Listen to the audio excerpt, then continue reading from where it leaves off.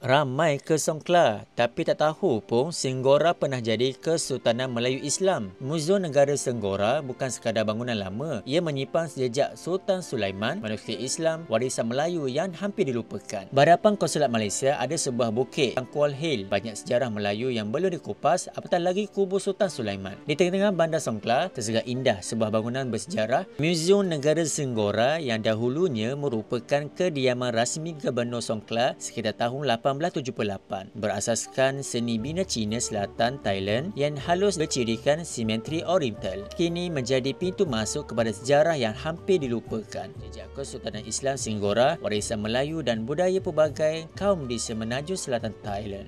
Senggora nama asal Songkla pernah menjadi Kesultanan Melayu Islam yang merdeka. Diasaskan oleh Sultan Sulaiman Shah pada abad ke-17. Namun seperti Patani dan Linggor, Senggora tidak terlepas daripada cekaman perluasan kuasa Ayutthaya, lalu dimasukkan sebagai kerajaan berdaulat. Kesultanan ini menyaksikan perkembangan Islam, pusat perdagangan maritim dan hubungan diplomatik dengan dunia luar, termasuk Kesultanan Melayu lain dan kuasa barat. Menjelang abad ke-17, kawasan ini berkembang menjadi sebuah Kesultanan Islam yang merdeka. Sultan pertama Senggora dikenali sebagai Sultan Sulaiman Shah yang juga dikenali sebagai Da'i Muhammad, atau dalam teks barat disebut sebagai Datuk Monggol. Beliau merupakan seorang bangsawan Melayu beragama Islam yang berjaya memisahkan wilayah ini daripada pengaruh Ayutthaya dan mendirikan pemerintahan sendiri sekitar tahun 1620 sehingga 1642. Sultan Sulaiman Shah membina kubu pertahanan di sekitar Bukit Tangkuang dan pelabuhan utama di Teluk Senggora.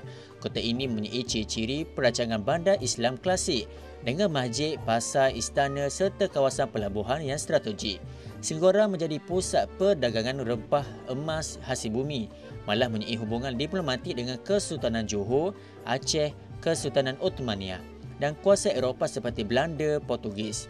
Seperti Petani Kedah, Senggora juga mempunyai hubungan budaya dan kekeluargaan dengan negeri-negeri Melayu lain di semenanjung. Jadi banyak jugalah hasil daripada kerajaan Senggora dahulu. Sultan Sulaiman Shah terdapat dalam muzium inilah, seperti pinggan mangkuk daripada dihadiahkan oleh kerajaan Cina, kerajaan India dan kerajaan Melayu dan juga kerajaan Islam di seluruh dunia datang ke sini. Di muzium ini juga koleksi artifak ekologi, manuskrip Islam dan barangan warisan Melayu seperti senjata lama, pakaian tradisional serta seni ukiran kayu menjadi saksi akan kegemilangan Melayu silam. Lukisan dan gambar lama turut membapakan wajah-wajah bangsawan Melayu Songkla dan struktur binaan yang dilenyap di tilang zaman. Apa yang menjadi muzium ini lebih istimewa ialah peranannya sebagai jabatan pemahaman antara tiga budaya besar di selatan Thailand: Islam, Melayu, Cina Selatan dan Thai Buddha yang telah hidup bersama sejak ratusan tahun. Terima kasih kerana setia bersama kami, Tara Backpackers.